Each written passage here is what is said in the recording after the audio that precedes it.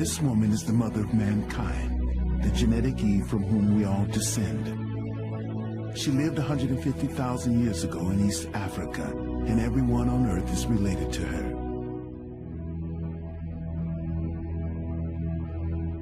Her daughters and granddaughters will take modern humans out of Africa to populate the rest of the world, the most incredible and important journey mankind will ever make. Genetic tracking for the first time gives us a route map of our journey. With it, we can follow our families of Eve as they travel through an empty world, overcome hardships, separate, and go their different ways to discover new lands. It tells for the first time who we are and where we come from, the most profound questions that have troubled mankind since we first raised our heads and looked at the stars.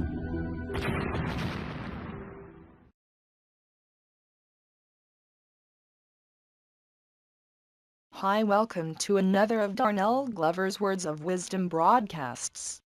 There are black females that are black, but not black enough to be called black, who feels that they have certain privileges. Privileges that darker women would not be able to acquire, and I should be grateful for that. I should be happy that I would be more desired for receptionist jobs, and many times are told they should be overjoyed that if a white boy happened to like them, they would be eligible for a seat at family dinner, because they are not black than the darkness of night. It is safe to mention that many light-skinned black females many times do appreciate the automatic assumptions that they are members of another race and foreign, and have never ever complained about their skin, because real black girls go through things every day that a light-skinned female will never be able to relate to. Many times being a light-skinned female has its privilege in some ways. They are not bullied, or called burnt, or compared to a monkey or a roach, had a feeling of dislike by the population just because one has been told that I was not black, or black enough does something to a light-skinned black female mentally. Unknowingly to many there really are 5 races unlike us. They is God's created race, the human race, then there are the 4 races created by man, the white race, then the black race, and with this race of people are 2 more, the dark-skinned and the light-skinned, which is very sad for me to mention. Also unknowingly to many dark-skinned females is that there are millions of light-skinner female wishing that they were dark-skinned, as they looked at other dark-skinner females, and saw nothing but gold and pure beauty. Most never hear about a light-skinned lady or girl wanting to be dark-skinned, for it is always the other way. The show's producer Darnell Glover never allow any of his 28 daughters to have a white or light-skinned doll as his household, because it was always a dark-skinned girl picking the light-skinned doll, and believing that is the most complete, beautiful and fascinating thing in this world. Many times from birth upwards into adulthood many females are taught by their parents, grandparents, and then maybe by the great-grandparents too, and or programmed to believe that a light-skinned black female or a member of the white race was beautiful, and a dark-skinned black female is not. Colorism is another thing that was not created but forced upon us. Hate has been so embedded in us. Blacks hate other blacks for being black.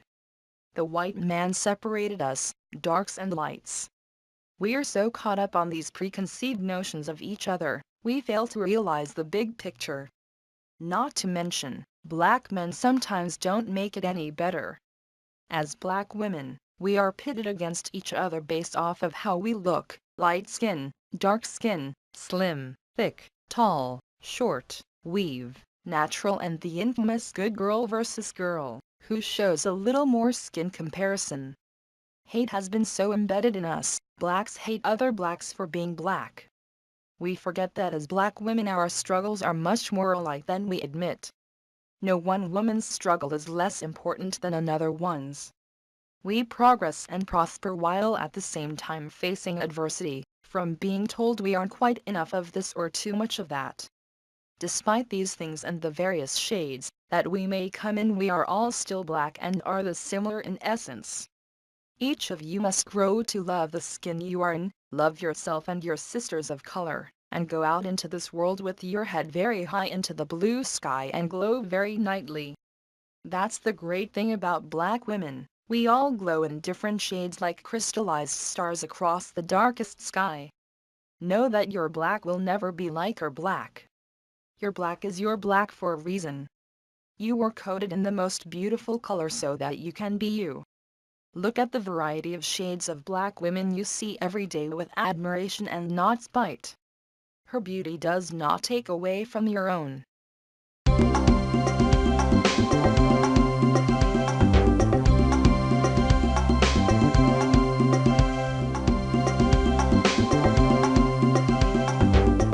My dear black woman, in educating our young black boys and girls, we have to teach each in accepting to improve their personal life. Do you have the ability to accept the things you can change and the things you cannot change? Do you have the ability to accept that other people are opting to change them, rather than you changing them? Do you accept that you are who you are, regardless of what others think? Believe it or not, you are a beautiful queen, that females from other races would love to walk in your shoes and look like you. Ladies, you heard part of the problem from my brother from another mother. Now hear this from the white man. Can you accept the many changes that take place in your life? If you answered yes to one or all of my brother's questions, then you are off to the start of improving your personal life. If you are willing to accept, you have the ability to laugh, even when something is not funny. For instance, if someone pushed you, you could stand back and laugh. The push is only a threat to your emotion, which you will see, accept and find a way to gain control of the situation. When you can accept things in life, including you and others, you find a way to take control. When you are in control, it helps you to see how you can improve your personal life. When you learn to accept, you will learn to discover you. Individuality is personal, which philosophers overgeneralize this subject. Many people in the world believe that when we act the same way at all times, we have established our identity. Politically incorrect. We have emotions, thoughts, behaviors, actions, and have been plagued by a world of influences both good and bad. Each day we will feel something new, which causes our personality to reflect on these changes. Therefore, when you see someone laughing one minute and crying the next, you are seeing a shift in emotions, which is a normal pattern of identity for this person. Unless the person's eyes change, behaviors change dramatically, friends change regularly, etc., and you are seeing common behaviors. You can tell she's a princess. She doesn't need a crown. You can tell she's a princess. She'll turn the world around.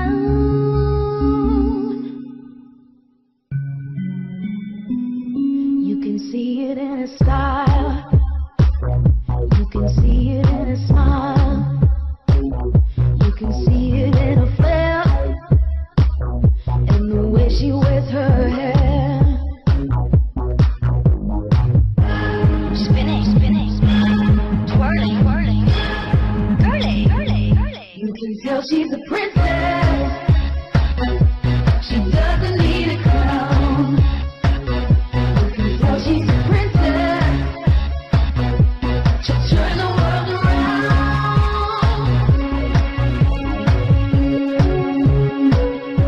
Her shoulders are back.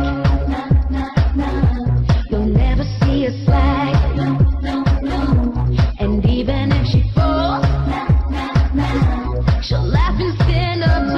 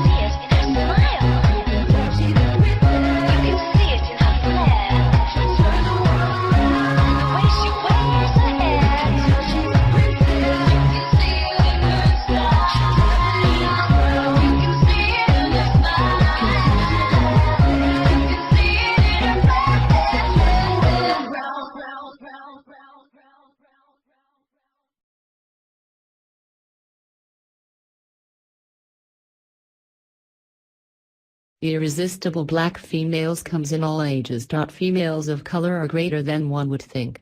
Most of our daughters needs our support and love to carry out their dreams and goals regarding their ages. Be careful of what you are doing daily, for each of them has their eyes and ears opened to every adult man and woman moves. 10-year-old black entrepreneur invents $1 million beret. Just imagine, a hair accessory being sold in 50 stores in 16 states across the country. And the CEO of the hair brand is still in elementary school. That's right, 10-year-old Gabrielle Goodwin has come up with a solution that will bring nothing but relief to black moms around the world. Barrettes that don't fall off or go missing. Gabby Bows, which is gaining popularity like wildfire, has been well received ever since Gabrielle's mom decided to move forward with making her daughter's idea reality. From the time she was 5 years old, Gabrielle would bug her mother about creating a barrette that would stay put. It was frustrating to have a cute, finished hairstyle accented with bright barrettes only to have them fall off and disappear by the end of the day. 9-year-old entrepreneur lands $1 million contract with Whole Foods. Did a 9-year-old, Michaela Ulmer of Sugar Land, Texas, beat out the conglomerate giants such as Kraft, Coca-Cola, Pepsi, Procter & Gamble to land coveted shelf space and $1 million contract with Whole Foods? Her precocious response? I don't know. Do they make theirs with love? Her company, Be Sweet Lemonade, is the beginning of a lemonade empire in which the idea came from when she was stung by bees when she was just 4 years old, twice in 1 week. After that I would freak out about the bees, like overreact, and then my parents wanted me to do some research so I would be less afraid. In doing that research I found out how incredibly important pollinators they are, and that they were dying, Michaela said. And I decided to create the product that helped save the bees. She dug up an old lemonade recipe from her great-grandmother's cookbook, and added honey, her way of calling attention to the plight of honeybees. Beekeepers have reported losing 42% of their colonies in the past year. That's the second highest annual loss on record. Scientists suspect pesticides may be behind the decline, which could threaten our food supply, since bees pollinate crops.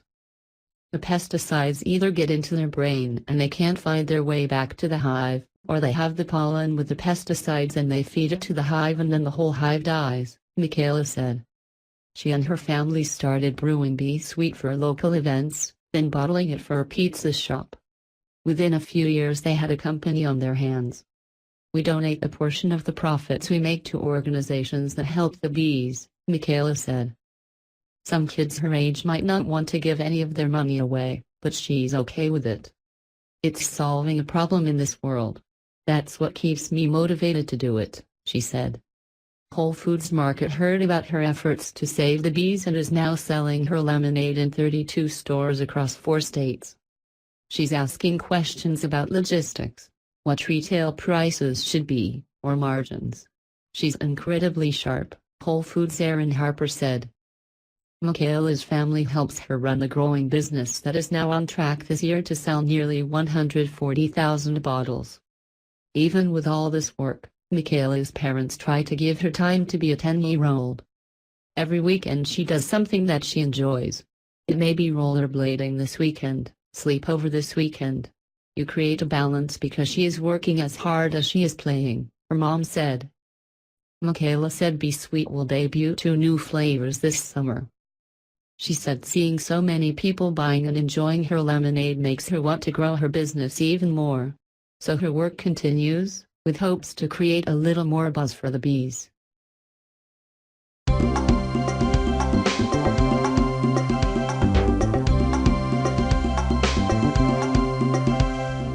Oh black woman, you're your own hero.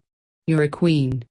Look inside and discover your potential to seize the opportunity within your reach now.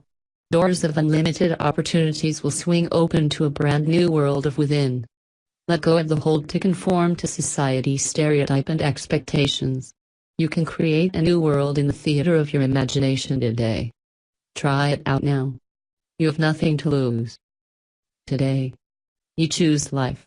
Every morning when you wake up, you can choose joy, happiness, negativity, pain. To feel the freedom that comes from being able to continue to make mistakes and choices, the day you choose to feel life, not to deny your humanity but embrace it, for you are Queen, the mother of humanity. Hey, greetings. Queen Nzinga. Now, Queen Nzinga is one of the most powerful women that has ever ruled and reigned on earth. As a matter of fact, she was one of the most powerful military leaders in Africa. And she was born on, they don't really know what year she was born, but it was around 1581. Not sure which month, but on December 17, 1663 is the year that she died. Now, her name Nzinga comes from the fact that an umbilical cord was wrapped around her neck when she was born, so she almost died, while her mother was giving birth to her, which showed that she was going to be a great woman of strength and that her life was going to have some struggles within her life. Now, it was prophesied to her when she was a very young girl that she was going to become a queen, even though they lived in a patriarchal society, which means that the men were going to be, the rulers after the father dies and the son takes over. But in the matriarchal societies, which was very prevalent in ancient Kemet and throughout ancient Akabuland. Akabuland is the original name of Africa before they changed the name after a Roman emperor named Africanus. Now, Queen Nzinga, she had two sisters and a brother. Now, the brother was a little more soft. Now, Queen Nzinga, growing up, her name is Anna Nzinga. She was the father's favorite. Now, the father, she went on hunting trips with him. She went on even military meetings, sitting at his feet, sitting next to her father and listening to the debates or her father's strategies. Now, she took heed to these things, which became very useful when she became older. Now, her brother, once the father died, he became king. Now, Angola means king. Now, the Portuguese, the way the country got its name changed, original name was Nandungo.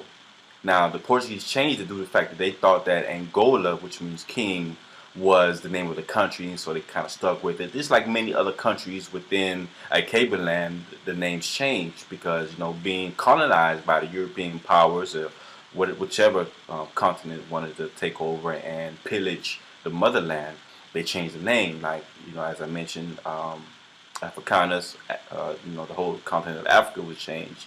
But also, the homie, which is known as today in Nigeria, was also changed. I mean, the list goes on and on and on. Even, Congo, that name was changed as well. But back to Mrs. Nzinga. Now, her brother was selling her people, the Africans, to the Portuguese, and she wouldn't have no part of that.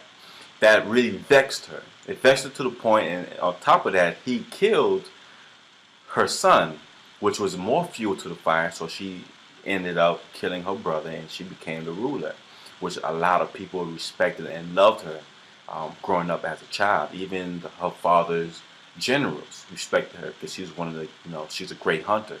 You don't expect that kind of prowess from a female like that. You know what I'm saying? Like, she was, off the chain, so to speak. Just like many other females these days, they have that warrior spirit. That's that warrior Angola Queen of Nzinga spirit in them. Now, with the Portuguese, what I find very interesting is that, she was able to come up with some treaties to help stop the exportation of her people.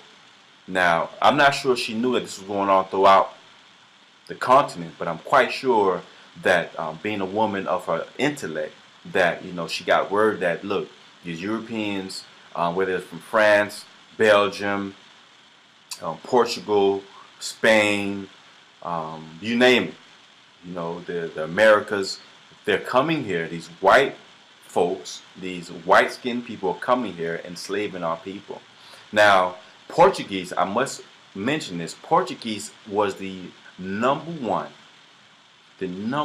exporter of Africans, other than the Dutch and a few other countries, but they actually imported into Brazil an estimated 5 million Africans. As a matter of fact, Brazil is the number one African population outside of Africa.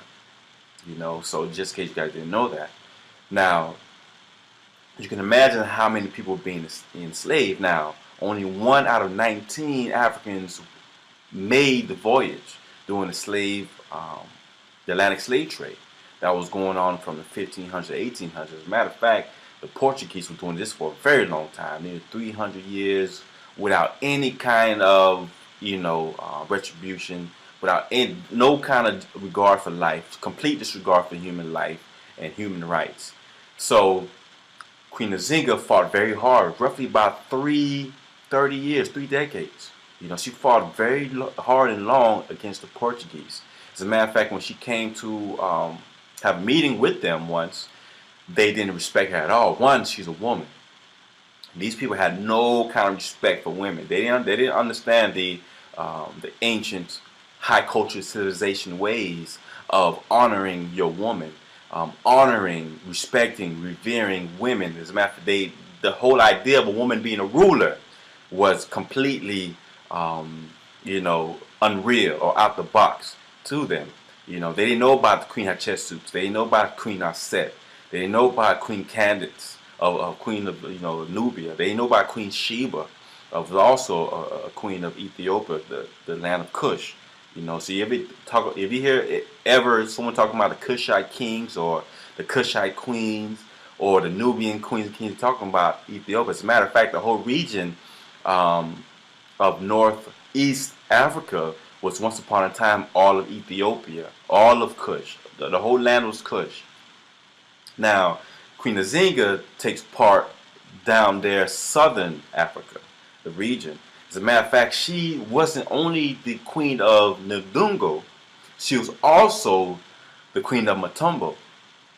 Now, Matumba, she went to this tribe here to join forces because she was actually exiled out of the land of, Ndungo. You know what I'm saying? So she went there and to form an alliance with the chief there. She even married the chief so that she can get a stronger army, more people, more army, greater chance of victory. So that's how serious she took it. And also, I want to mention that another great military strategy. See, what's a great military strategist? Let's get this correct, y'all. There's many reasons why she's featured in 7 Tactics of Queen's King's Desire. I put it in my book for not just because of her strategies, but also for her love for her people, which we're going to need that for today.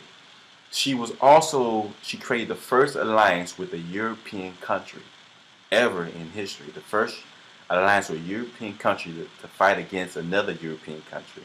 You know what I'm saying? So she formed an alliance with the Dutch. This took place around 1641, 1642. Now, Queen Nzinga, being the queen of 2 countries, you know what I'm saying? A queen of 2 countries. This makes her one of the most, if not the most critical women of all time. She was definitely someone that we all should remember, respect, and honor. Now, I placed her in 7 Tactics of King's Desire in the book because women need to understand that, you have a warrior spirit. We all have some sort of warrior spirit in us. You know what I'm saying? There's different spirits. This world is filled with good spirits and bad spirits.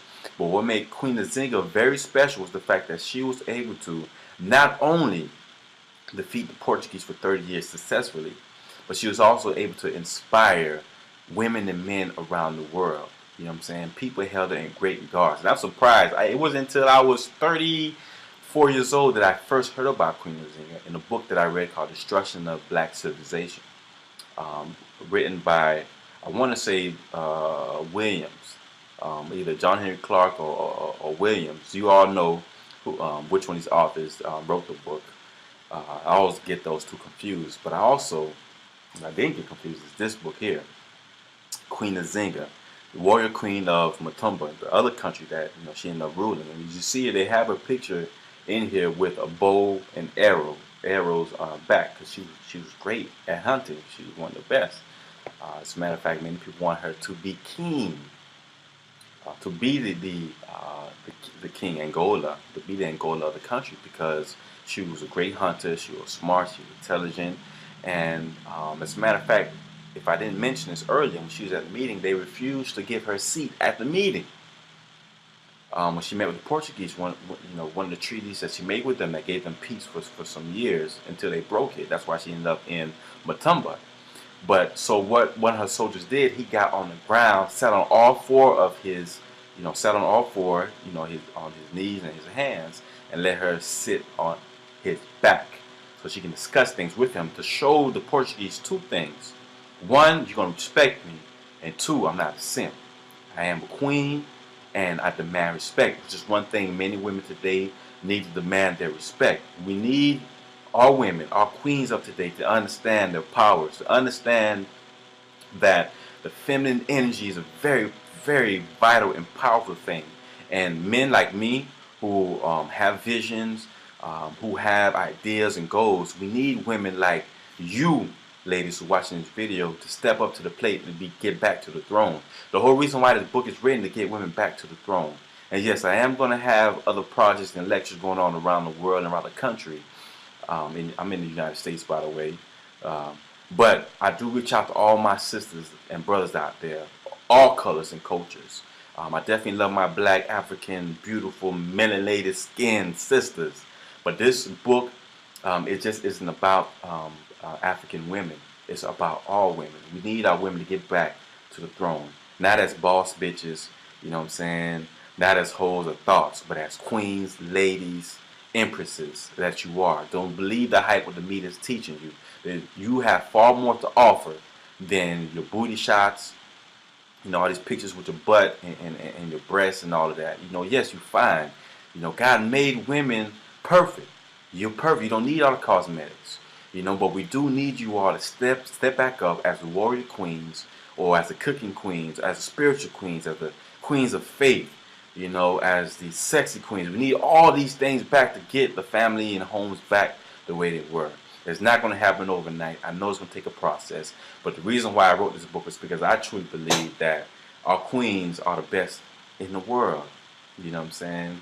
Not just the American queens, but the queens of Africa. I mean, if the women in Africa understood their history, but they say that the African diaspora is waiting on the men and women, the black men and women in America to lead the Africans, the African diaspora.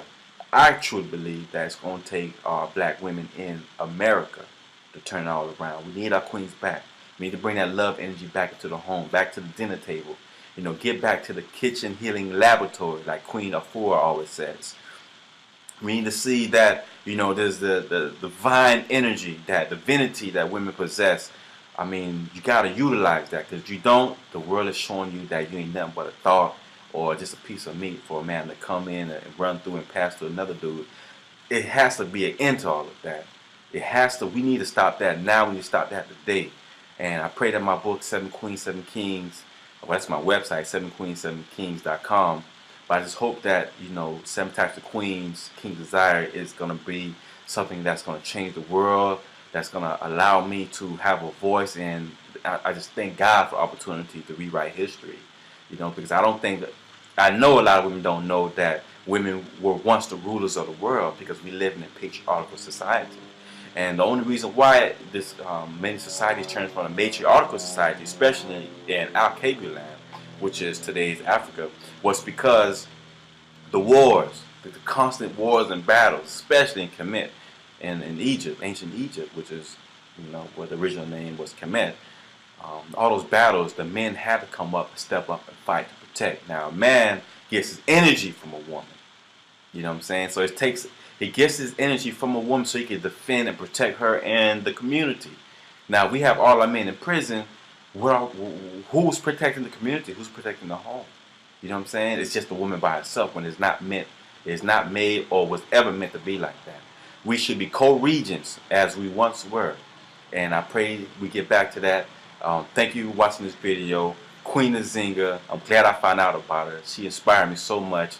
Her spirit runs in through me and through every man and woman in this world who believe that they are of ancient descent. And I truly do believe that I am. And I'm just here another lifetime in the future doing this thing. God bless y'all. Love y'all.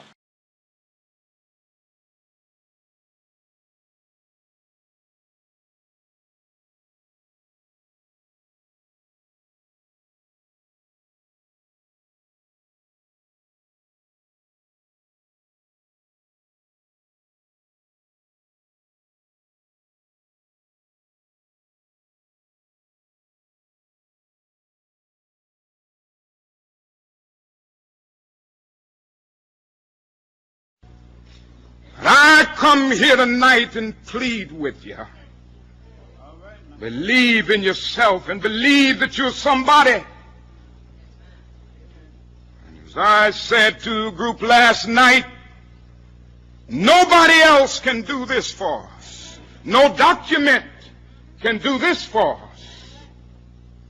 No Lincolnian Emancipation Proclamation can do this for us. No Kennysonian or Johnsonian Civil Rights Bill can do this for us. If the Negro is to be free, he must move down into the inner resources of his own soul and sign with a pen and ink of self-assertive manhood his own Emancipation Proclamation.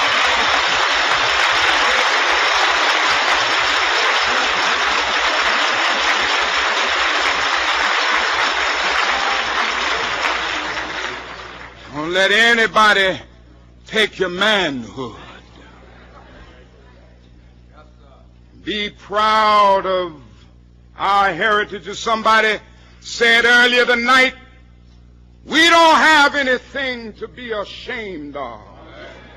Somebody told a lie one day. They couched it in language. They made everything black, ugly, and evil. Look in your dictionary and see the synonyms of the word black. It's always something degrading and low and sinister. Look at the word white. It's always something pure, high, and clean.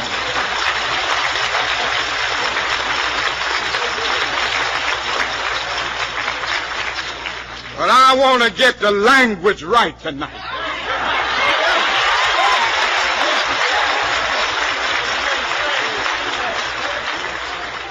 I want to get the language so right that everybody here will cry out, yes, I'm black, I'm proud of it, I'm black and beautiful.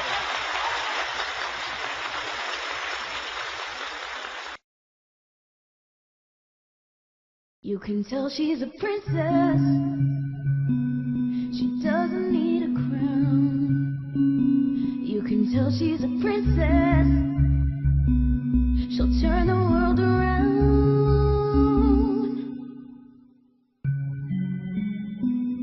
You can see it in her style. Life was created to enjoy. Each of us was created uniquely and have our own special look. There is no one on this earth that can beat you from being you. You are great, exquisite and very extraordinary. You are greater than what you have been told, and much greater than you think.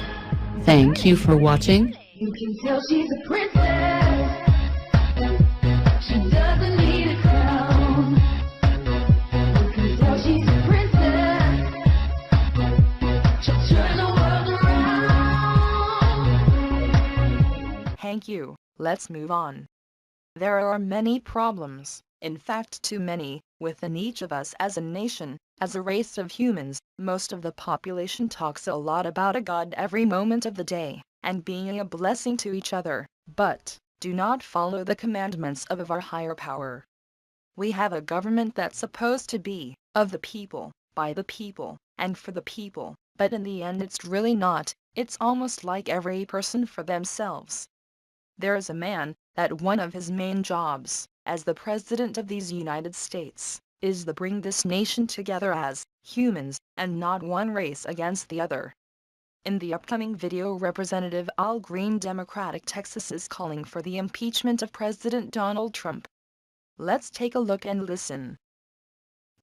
Mr. Speaker, I rise today and stand at the podium designated for Republicans, but I rise not as a Democrat or Republican.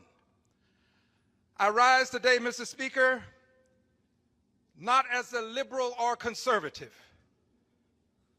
Mr. Speaker, I rise today as a proud American, a person who believes in his country, who salutes the flag and says the Pledge of Allegiance and sings the national anthem. I rise today, Mr. Speaker, to make comments that I never thought I'd have to make in the well of the House of Congress. I rise today to defend, denounce, and announce.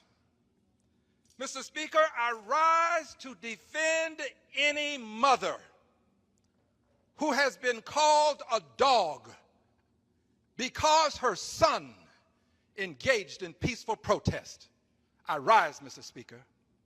I rise today, Mr. Speaker, to defend any son who is called the son of a dog because he engaged in peaceful protest. I rise, Mr. Speaker. Mr. Speaker, I rise to denounce these comments that have been made because they have brought discourse to a new low. Mr. Speaker, this is a level of indecency that is unbecoming the presidency. Mr. Speaker, I rise to say to the world that this is not what America is all about. Calling people SOBs, and we know what a B is. It's a dog.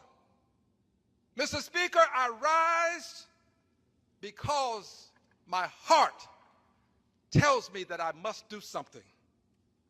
So, Mr. Speaker, I denounce the comments that were made, and I rise to announce that on next week, Mr. Speaker, I will bring a privileged resolution before the Congress of the United States of America. I will stand here in the well of the Congress, and I will call for the impeachment of the President of the United States of America.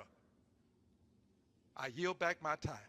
Yes, yes, yes, my friend, time is important along with learning, teaching and knowing the facts of life. Oh well, let's talk about food stamps and the welfare queens. It has been stated that in the black communities our black men are not taking care of their sons and daughters. The black females are welfare queens and is stealing in large amounts from the food stamp programs, when in fact there are more white mothers taking care of their children without a male husband or soulmate than that of black females. Please sit and learn. If I cannot make it back before this broadcast is over, it's been great and take care.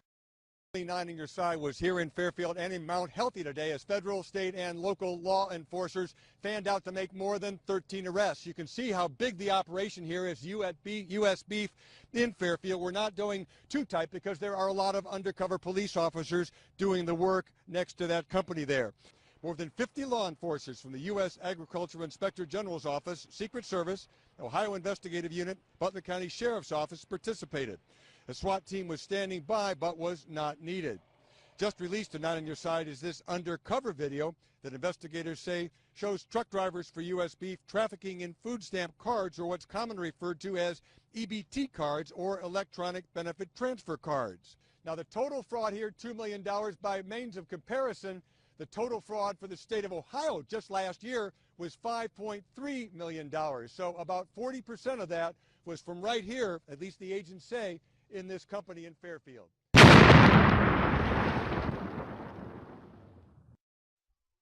Ever since the 1980s, racists like Ronald Reagan came up with racial code words like welfare queens and food stamp fraud. Now, we all know that whites make up the vast majority of food stamp recipients, and yet, whenever the white media would discuss people defrauding public assistance programs, they always showed only black people. And usually it was some single mother who managed to get a few extra bucks to buy herself some designer clothing or some other vanity purchase. That or Pookie, the neighborhood tough guy, would be trading food stamps for cash. Petty crimes elevated to astronomical levels by a white media that was desperate to push a racial narrative. They would tell the public that food stamp fraud cost the taxpayers hundreds of millions a year, yet they never told the public where the majority of food stamp fraud comes from, or how real food stamp fraud actually works, because the handful of two-bit grifters in the hood are not responsible for even a tenth of food stamp fraud in the United States. That would be the white community. The media knows this, the politicians know it too, but they get their power from catering to the white majority in America, so they don't dare tell them the truth. That the piddling few dollars LaQuisha the hood rat managed to skim for herself was chump change compared to what her white counterparts were stealing, because as I and others have always said, if you want to find out who the vast majority of food stamp frauds are, you have to look at the businesses, because they're the ones who actually redeem the food stamps with the government in the first place. They're also the ones in the best position to carry out the most widespread food stamp fraud and get away with it, since they usually represent the political donor class, who the politicians are extremely reluctant to prosecute. We'll cover that in a moment. And so they are able to cover up their crimes much better than a single mother on welfare. So let's get right to exposing the real food stamp fraud the white media doesn't want you to see. All these cases I'm going to cover are from the last 18 months alone. Brushton, New York, February of last year. Police arrested more than 30 people, all white, in what was the largest food stamp fraud case at that time. The place where all this white food stamp fraud took place was called the Butcher Block Store. The owner of the store was the one orchestrating this fraud. People would buy alcohol, among other items that the food stamp recipients were not allowed to buy, and would be given cash in return, usually at 50 cents on the dollar. And according to authorities, this was the second time they'd caught the owner doing this. A black man, if merely accused of fraud, goes to prison right away with the very first accusation. White males, on the other hand, get caught committing fraud and nothing happens to them. Next time some Stormfront troll tries to cut and paste their phony baloney stats about blacks commit all the crimes, just keep in mind it's not who commits the crimes that counts, it's who counts the crimes. In the U.S., white males commit most of the crime, but they have legal immunity from the law too. I hope you've been paying close attention to the faces I've been showing you. Ordinarily, I wouldn't take my time showing you all their faces one by one, but I'm trying to make a point. Although whites are the vast majority of food stamp recipients in the United States, just as whites make up the majority of murderers and the majority of food stamp fraudsters, these stories simply don't get covered. Coverage, by the way, doesn't mean to merely report a story. Coverage means to continue to follow a story, to stay on it day after day. You don't cover something by merely glancing at it and moving on. You cover it by looking at it and continuing to look at it. Know the difference. Now, you know why they spend so much time trying to push this myth about black food stamp recipients ripping off the system. When you control all the money, all the resources, all the jobs, the government and media, and yet you still are the majority of people who need public assistance, that means you failed. How can whites believe they're superior to blacks when this is the sad reality? Well, they do it by not looking at it. And instead they manufacture a make-believe epidemic of black public assistant fraud and make that the biggest story on earth. If we had a real media instead of a white supremacist propaganda mill, people would already know all this.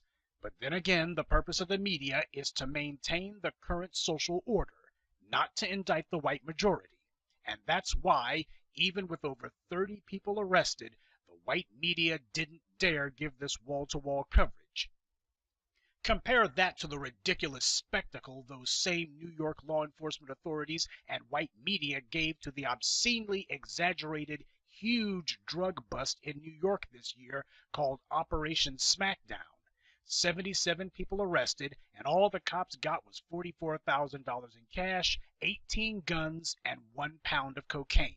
But the way the white media and the police reported it, you would have thought they caught Osama bin Laden and half of ISIS with a couple of nuclear warheads. This is how the media manipulates the public and manufactures the narrative of the big bad black man. They look all over town for a black lawbreaker, and only a black one. They operate with a daily quota, Doesn't matter if it's murder, theft, or jaywalking, if the person arrested is black, they will be the lead story on the local news. And if they can't find a black person locally, then they look in the next town, throughout the county, the next county over, hell, the next state.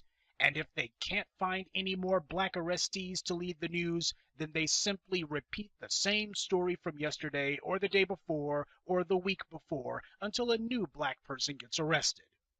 This is the media template, done for the sake of social engineering. But when the criminals are white, they are almost never covered, and on the few occasions they are, it's usually a one-and-done story. No propaganda value. Now, the Brushton white food stamp fraud ring could have been a one-off. Except it wasn't, because in Fairfield, Ohio, the police busted another big white food stamp fraud operation, and this one was also operating out of what appeared to be a legitimate business. The bust involved dozens of federal and state law enforcement officials, and yet out of all the news agencies in the area, only one TV station bothered to show up.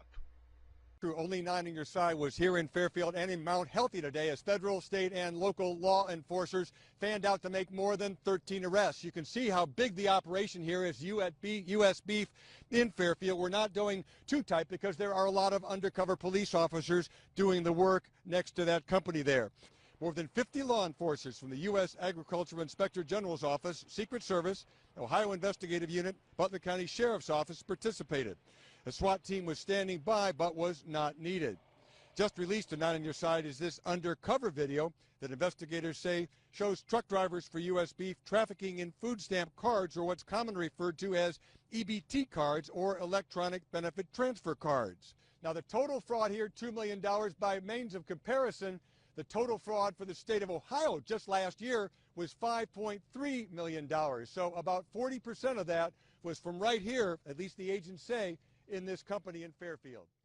You heard that right. According to the authorities, this one white food stamp fraud ring alone was responsible for 40% of the food stamp fraud in the entire state of Ohio. Kinda puts the whole white supremacist meme about blacks commit all the crimes in proper context, doesn't it? And yet this story was treated as a minor local matter. Do you think if a group of black people had been accused of being responsible for 40% of any particular crime in the state, it would be a one-and-done story? The police did eventually put out photos of the business owners of U.S. Beef, but the pictures are in black and white, and of such poor quality they're virtually unidentifiable. And in almost none of the online stories that I've found do you see photos of those arrested. Over a dozen people busted for the biggest public assistance fraud in the state, and their pictures are harder to find than a white supremacist brain. The media are not neutral observers in all this. They are the propaganda arm of white supremacy. Sure, they'll do a couple of cover-our-asses stories here and there, so no one can accuse them of having never covered the truth.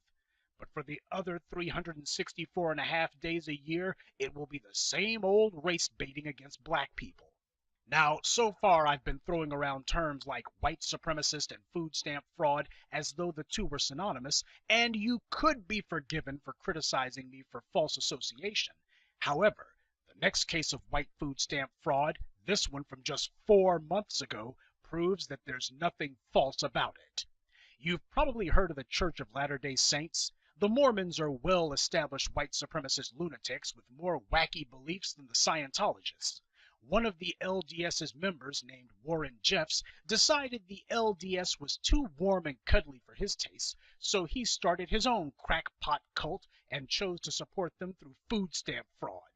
He started a cult calling itself the Fundamentalist Church of Jesus Christ of Latter-day Saints, or FLDS for short. Although the Mormons have renounced their long-standing white supremacist declarations, publicly at least, Warren Jeffs decided his brand of Mormonism would be based on precisely that. The Southern Poverty Law Center identifies the FLDS as a group of white supremacists, so it's not just Professor Truth saying it. The FLDS are split between Colorado City, Arizona, and Hilldale, Utah, and they refer to their two enclaves collectively as Short Creek, though given their behavior, Short Bus would have been a better name. Polygamy is rampant, but education is not. According to prosecutors, the FLDS cult has wholesale taken over the host towns where they set up shop and made all of the non-cult community members unwelcome in what were previously their homes. The FLDS cult has been accused of using all manner of tactics to persecute non-cult residents, and it's straight out of the white supremacist handbook, depriving them of housing, water services, and police protection. Sounds like San Francisco, Flint, and New York to me. Anyway, Jeffs called himself a prophet, though the only doctrine he seemed to be practicing was be fruitful and multiply, because he has dozens of wives, so many in fact no one knows for sure how many. The Washington Post says 60, Rolling Stones magazine said 80. Either way, they all agree the guy has over 60 children. Now, as we all know, the white supremacists love to talk about black people having tons of out-of-wedlock births and then using public assistance money for fun and toys. But here, you have one white man alone who has fathered over 5 dozen bastard children with his harem of half-wives and subsidizes his pimp-in-the-desert lifestyle at taxpayer expense. And this doesn't bother white people one iota. Well, Warren Jeffs got himself a life sentence 5 years ago for child rape. One of his victims was 15 when he got her pregnant, the other only 12 when he raped her. And this white supremacist mistreatment of children didn't stop there. Last year, the FLDS was sued by the Labor Department after they were accused of making at least 175 children younger than age 13 work as farm laborers without compensation. Since then, one of Warren's brothers has been managing the family scam, church, while he's been in the hoosegow. But the authorities have arranged for a family reunion because the cops arrested both Lyle Jeffs and Seth Jeffs, along with 9 other cult leaders, on fraud and money laundering charges. According to the authorities, 700 Short Creek households received a total of $7.2 million in food stamp recipients' benefits last year alone. To put that in perspective for you, that breaks down to about $10,000 a year per household in food stamps. $10,000 a year in food. That's over $800 a month per household. I guess cranking out the prophet's bastard babies works up an appetite. The prophet was taking the food stamps from the beneficiaries and using the funds to pay his cult's operating expenses. They set up a couple of so-called convenience stores as clumsy fronts for their fraud. The cultists would come in and allow the stores to withdraw money off their SNAP cards, and the cult leaders used the money to buy things for their operation, like tractors. And this doesn't even cover other earlier food stamp fraud rings like Operation Manatee in Florida back in 2013, in which 103 people, mostly white, were arrested in a massive fraud operation. These are the types of stories the white media isn't covering and isn't going to, not because they don't exist and not because they aren't newsworthy, but because the point of the white media isn't to inform the public, it's to indoctrinate them. So they lie and lie big and conceal anything that doesn't fit their narrative. When you hear food stamp fraud and they try to show you a single mother who hustled a couple of dollars for a designer handbag, just keep these stories in mind. Unless it involves a business, it's not food stamp fraud, it's petty theft. Now you know the difference.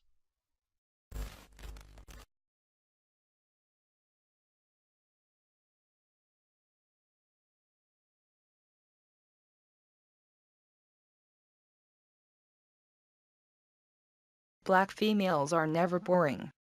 Always awesome. In a survey question after survey question, a pattern emerged. Black women consistently reported higher self-esteem than white or Hispanic women. Black women also think more positively about themselves and their bodies. When they look in the mirror, 56% say I am proud of the person I am becoming, and 47% say I am happy the way that I am. For white women, those figures are just 37 and 34%.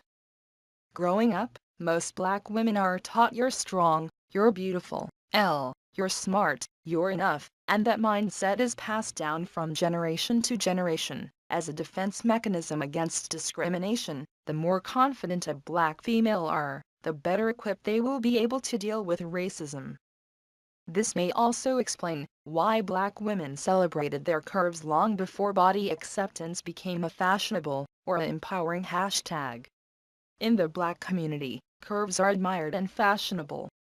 Most females of this day and age mothers have instilled in them that they should feel beautiful and confident and be proud of their features, because they were passed down by their ancestors.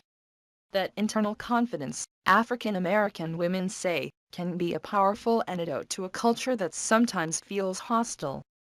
Based on what each of them go through as a minority group, most have insecurities, but many try not to let them damage their overall self-esteem. Agni, thanks for viewing Darnell Glover's Words of Wisdom, and we'll see you next time. Go out into this great and exciting world, and make your world greater than mine. Thanks you. 3 o'clock in the morning, baby, you come dragging to my door. It ain't the time that bothers me. I just don't want to be bothered with you no more, you see. I'm tired of the things you say.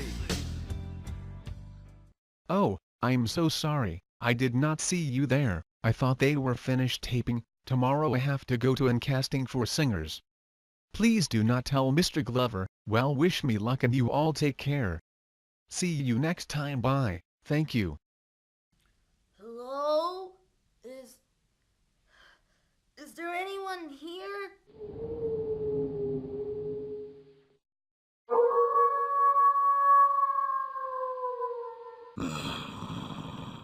What was that? Tim was right about this place. Anyone? Okay, keep it together. Get a grip.